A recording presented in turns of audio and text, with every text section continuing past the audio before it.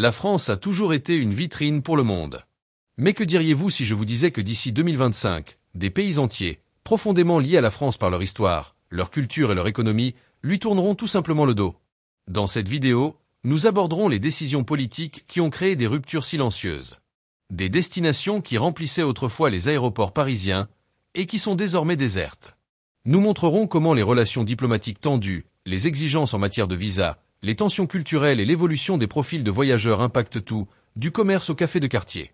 Vous comprendrez pourquoi des pays comme l'Allemagne, le Maroc, l'Inde et même l'Égypte s'en vont, et pourquoi cela met en danger des régions entières de France qui dépendent du tourisme et des connexions internationales pour survivre. Ce n'est pas seulement un avertissement. C'est un miroir. Car ce qui se passe à l'extérieur peut nous en dire long sur ce qui ne va pas à l'intérieur. Allemagne. Pendant de nombreuses années, les Allemands étaient omniprésents dans les rues de Paris, dans les châteaux de la Loire et même dans les petites villes de Provence. C'était presque un automatisme, les vacances en France. Mais en 2025, le paysage a changé, et de manière non négligeable. Aujourd'hui, de plus en plus d'Allemands choisissent des destinations comme l'Autriche, le Danemark et même les pays baltes. La raison?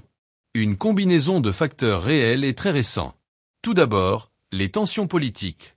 Les relations entre Paris et Berlin, autrefois piliers de l'Union européenne, traversent une période délicate. Les désaccords sur les questions migratoires, de sécurité et de dépenses de défense ont généré de graves frictions. Mais ce n'est pas seulement une question de politique. Le climat des voyages a également changé. De nombreux Allemands constatent que la France est devenue une destination plus stressante et moins accueillante. La multiplication des grèves, le sentiment d'insécurité dans les grandes villes et même des épisodes de mauvais accueil dans les établissements ont eu un impact sur les décisions de voyage. Et les répercussions sont brutales. Les chaînes hôtelières, les guides touristiques et même les restaurants des régions traditionnelles signalent des baisses allant jusqu'à 30% du nombre de visiteurs en provenance d'Allemagne. Pour un pays comme la France, qui dépend fortement de ce flux constant de touristes voisins, cette absence pèse lourd. Et savez-vous ce qui est le plus inquiétant? Il ne s'agit pas d'une simple phase passagère. De nombreux analystes affirment que ce changement de cap est en passe de devenir permanent. Si cela se poursuit, l'impact ne se fera pas seulement sentir sur le tourisme. Il affectera l'économie locale, le commerce et même la fierté nationale. 1. L'Inde était autrefois considérée comme la nouvelle mine d'or du tourisme international. Avec une classe moyenne en pleine expansion, une jeunesse connectée au monde et une élite de plus en plus voyageuse, les Indiens ont commencé à explorer le monde plus fréquemment, et la France a toujours figuré parmi leurs destinations préférées. Paris, avec son atmosphère romantique et ses marques de luxe, semblait idéal pour ce nouveau touriste international. Mais en 2025, quelque chose que personne n'attendait se produit. Les Indiens commencent à tourner le dos à la France. Les raisons sont claires et ne cessent de s'accumuler. Tout d'abord, le coût. Prendre l'avion entre l'Inde et Paris est devenu plus cher, beaucoup plus cher. La hausse du prix des billets, combinée à l'inflation locale, a fait de voyager en France un luxe encore plus grand. Mais cela n'aurait pas suffi à décourager tant de gens. Ce qui a vraiment irrité les touristes indiens, ce sont les nouvelles conditions d'entrée. Demande de documents supplémentaires, retard de visa, interrogatoire à l'aéroport. Tout cela a créé un sentiment d'humiliation. Et lorsque ce genre d'expérience est partagé sur les réseaux sociaux, les dégâts sont immédiats. De nombreux blogs de voyage et influenceurs ont commencé à déconseiller un voyage en France. De plus, des rapports inquiétants de discrimination ont été signalés, notamment dans les aéroports et les hôtels situés en centre-ville.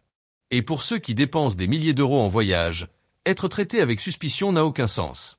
Résultat, des destinations comme Londres, Bali, Bangkok et Dubaï ont remplacé la France dans les voyages organisés vendus à New Delhi, Mumbai et Bangalore. Les agences de voyages indiennes, qui proposaient auparavant des itinéraires de luxe en Europe, principalement en France, se concentrent désormais sur l'Asie du Sud-Est et le Moyen-Orient. Ce départ n'est pas seulement symbolique. Il représente une perte de revenus considérable pour le secteur français. Car les touristes indiens dépensent, et dépensent bien. Perdre ce public revient à perdre des investissements directs dans le commerce, l'hôtellerie et la gastronomie. Et le plus ironique, c'est que beaucoup de ces voyageurs aiment encore la culture française. Ils ne se sentent tout simplement plus les bienvenus. Et une fois ce sentiment changé, il est très difficile de revenir en arrière. Algérie. Il s'agit peut-être de l'un des cas les plus délicats et les plus chargés d'émotions. La relation entre la France et l'Algérie n'a jamais été simple. Des décennies d'histoire sont marquées par des blessures ouvertes, des souvenirs coloniaux et des promesses non tenues. Malgré tout, des millions d'Algériens et leurs descendants ont conservé un lien affectif avec la France, que ce soit par des liens familiaux, culturels ou professionnels. Mais en 2025, ce pont s'effondre complètement. La communauté algérienne, en France comme à l'étranger, est profondément indignée par les nouvelles mesures imposées par le gouvernement français. Le refus systématique de visas, le renforcement des contrôles d'immigration et surtout, les déclarations publiques de Macron et des membres du gouvernement ont suscité un mouvement de boycott sans précédent. Aujourd'hui, si vous discutez avec de jeunes Algériens à Alger ou à Oran, vous entendrez des phrases comme « La France ne veut pas de nous là-bas » ou « Ça ne vaut pas la peine de dépenser mon argent là où je ne suis pas le bienvenu ». Cette perception a tellement pris de l'ampleur que de nombreux influenceurs algériens ont commencé à encourager ouvertement le tourisme vers des pays comme l'Espagne, la Turquie et l'Italie, qui offrent un accès plus simple, des prix plus abordables et un accueil plus chaleureux. Mais cela ne s'arrête pas là. Les hommes d'affaires algériens, qui considéraient auparavant Paris comme un pôle d'affaires ou de loisirs, investissent désormais dans d'autres directions. Les agences de voyage algériennes signalent des baisses allant jusqu'à 80% des recherches de voyages organisées en France. Et ce n'est pas dû à un manque d'intérêt pour les voyages, mais plutôt à un sentiment évident, la déception. L'impact de cette situation est profond. En France, les restaurants algériens, autrefois animés et remplis de familles en vacances, se retrouvent aujourd'hui avec des tables vides. Les hôtels qui accueillaient autrefois des groupes du Maghreb connaissent un silence inquiétant. Et des aéroports comme celui de Marseille, où le trafic en provenance d'Afrique du Nord était important, ont connu une baisse historique du flux de passagers. Lorsqu'un pays perd l'affection d'un peuple qui partage une langue, une culture et une histoire commune, les dommages vont bien au-delà de l'argent. Ils touchent l'essence même de la relation.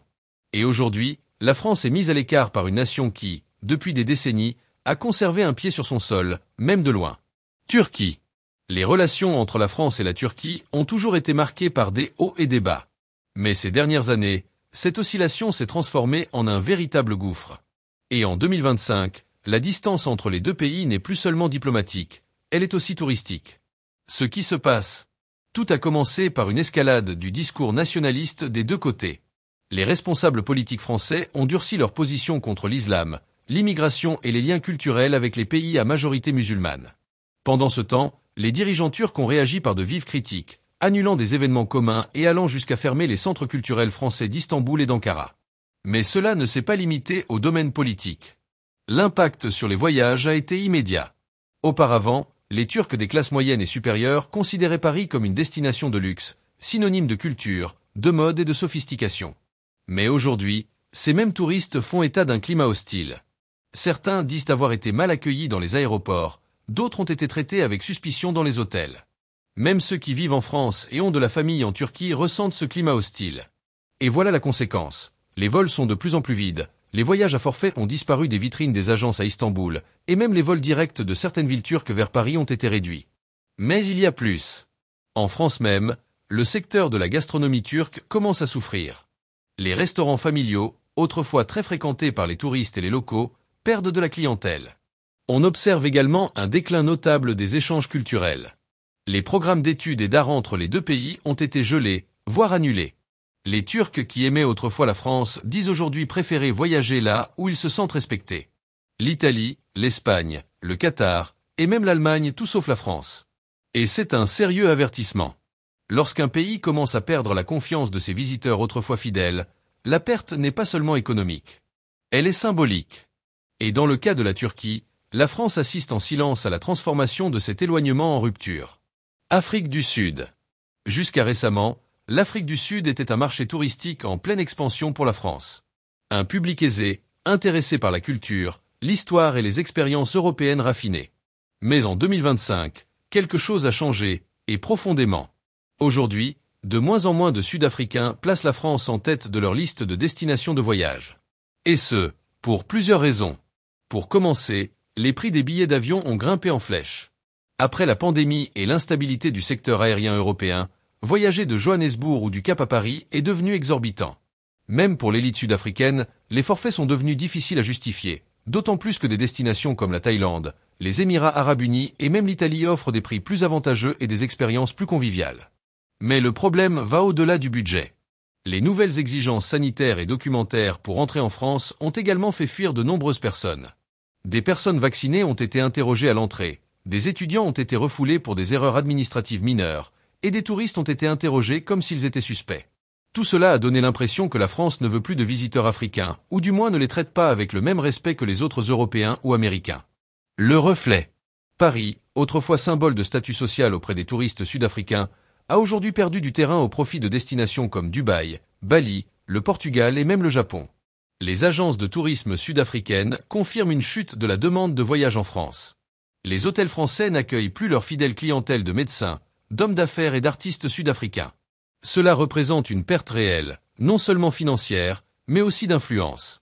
Car lorsque même les élites africaines émergentes commencent à tourner le dos, le signal est plus que clair. Quelque chose dans l'image de la France est brisé. Et pour y remédier, il faudra bien plus que des campagnes publicitaires ou des billets d'avion à prix réduit. Il faudra du respect, un changement d'attitude et une reconnexion avec ceux qui l'ont longtemps admiré et qui cessent désormais de l'admirer. Maroc. Le Maroc et la France ont toujours entretenu des liens historiques, culturels et même émotionnels forts. Familles recomposées, vols quotidiens, commerce dynamique et universités accueillaient les Marocains à bras ouverts. C'était presque automatique. Lorsqu'un Marocain envisageait d'étudier, de travailler ou simplement de voyager à l'étranger, la France était son premier choix. Mais cela a changé, et pas de manière subtile. En 2025, nous assistons à une séparation visible, presque douloureuse, entre les deux pays. Tout a commencé par une réduction drastique des délivrances de visas. Des milliers de Marocains, même avec des documents en règle, ont vu leurs demandes rejetées sans explication claire. Ce qui a suscité l'indignation. Les réseaux sociaux ont été saturés de témoignages d'humiliation dans les consulats, de retards inexplicables et de refus injustifiés. Beaucoup y ont vu non seulement un obstacle administratif, mais un signe direct de rejet. Le gouvernement marocain, sous la pression de l'opinion publique, a également réagi.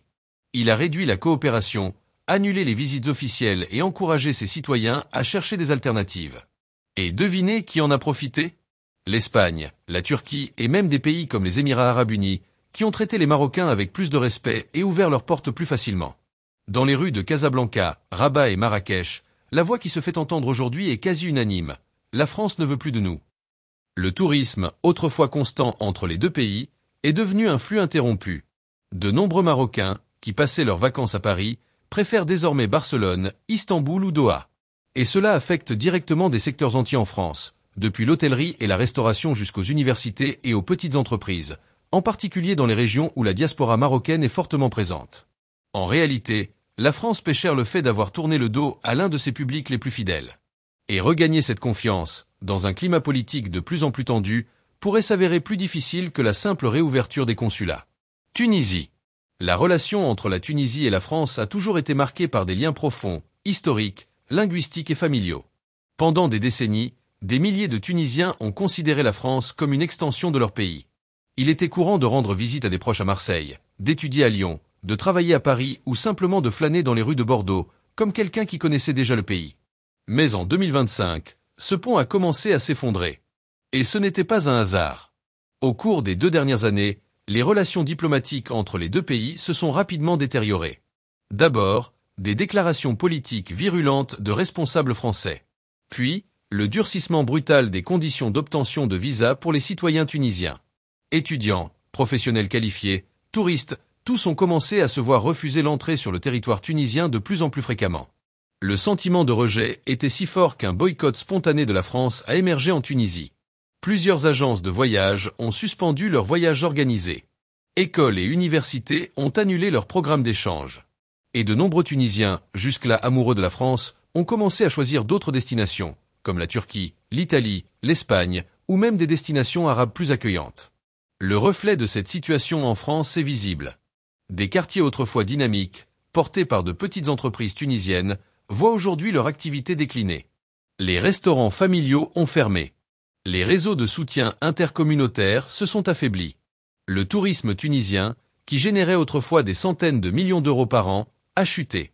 Et tout cela se produit à un moment où la France a le plus besoin du tourisme local, des pays francophones aux cultures similaires, qui la visitent fréquemment et entretiennent des liens affectifs avec elle. Perdre la Tunisie, ce n'est pas seulement perdre des touristes, c'est perdre un PAN de son histoire. Et le plus triste, c'est peut-être que cela aurait pu être évité. Mais quand on ferme la porte à quelqu'un qui a toujours été accueilli comme un membre de la famille, il est naturel qu'un jour, cette personne cesse de frapper. Indonésie. L'Indonésie peut paraître lointaine de la France, mais ces dernières années, le nombre de touristes indonésiens visitant des villes comme Paris, Lyon et Strasbourg n'a cessé de croître. Il s'agissait d'une nouvelle classe moyenne émergente, jeune, connectée et passionnée de culture, de gastronomie et de mode, autant de choses que la France a toujours su offrir avec brio. Mais quelque chose a changé. En 2025, la perception de la France par de nombreux Indonésiens n'est plus la même. Et ce n'est pas seulement une question de distance ou de coût. C'est une question plus profonde, le sentiment de ne pas être le bienvenu. L'Indonésie est le plus grand pays musulman du monde. Une grande partie de ces voyageurs internationaux sont des familles à la recherche de destinations dotées d'infrastructures adaptées à leurs besoins. Cuisine halal, espace de prière, respect culturel. Des villes comme Kuala Lumpur, Istanbul, Dubaï et même Londres l'ont vite compris. Elles ont créé des chaînes hôtelières adaptées, des menus spécifiques, des guides culturels, et en ont récolté les fruits. Pendant ce temps, en France, les rapports faisant état de désinformation, de difficultés à trouver de la nourriture adéquate, et surtout de regards hostiles et de manque de respect envers la culture islamique se multiplient sur les sites web et les blogs de voyage. Sur les forums populaires indonésiens, nombreux sont ceux qui partagent des expériences négatives dans les aéroports français ou des situations embarrassantes dans les restaurants. Résultat, une forte baisse des visites. Les agences indonésiennes, qui faisaient autrefois la promotion de la France comme une destination de rêve, privilégient désormais d'autres destinations, la Thaïlande, les Émirats arabes unis, le Japon.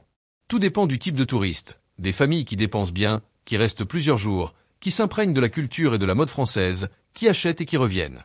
La France s'est toujours targuée d'être un pays universel, ouvert et accueillant. Mais pour le touriste indonésien de 2025, cette promesse n'est pas tenue. Et lorsqu'un pays perd la confiance de tout un public, regagner cet espace prend du temps et surtout, du respect. Vietnam. Pendant longtemps, les relations entre la France et le Vietnam ont été marquées par un mélange d'histoire, de culture et même de nostalgie. De nombreux Vietnamiens ont appris le français à l'école, ont étudié dans des universités françaises ou avaient des membres de leur famille qui avaient émigré depuis des décennies. La France était perçue comme une destination sophistiquée, culturellement familière et pleine de possibilités. Mais en 2025, tout cela va changer. Aujourd'hui, de plus en plus de Vietnamiens abandonnent la France de leur liste de destinations incontournables. Et les raisons vont bien au-delà de la distance ou du prix des billets. Pour commencer, la procédure d'obtention de visa est devenue plus longue, plus bureaucratique et, semble-t-il, plus inégalitaire. De nombreux visiteurs affirment que leurs demandes sont refusées sans explication claire, tandis que des pays comme la Corée du Sud, le Japon et même l'Allemagne facilitent l'entrée des touristes vietnamiens avec plus de souplesse et de respect. De plus, l'arrivée en France a été décevante pour beaucoup. Contrôle aéroportuaire excessif, défiance aux douanes, voire accueil froid ou préjugés dans les hôtels et restaurants sont devenus des sujets récurrents sur les réseaux sociaux vietnamiens. L'image d'une France accueillante perd de son attrait, notamment auprès de la nouvelle génération de jeunes voyageurs. Et ce n'est pas tout, les coûts. Comparé à des destinations comme la Thaïlande, la Malaisie ou même la Corée du Sud, la France apparaît désormais chère et mal équipée pour accueillir les touristes à budget moyen. Nombreux sont ceux qui se plaignent d'un service médiocre, de longues files d'attente dans les attractions touristiques et du sentiment d'être traités injustement. Ce qui était autrefois une relation presque émotionnelle est devenu un choix rationnel. Et, malheureusement, la France est à la traîne. Les Vietnamiens veulent être traités avec dignité, ils veulent la sécurité, ils veulent de la culture, mais ils veulent aussi du respect.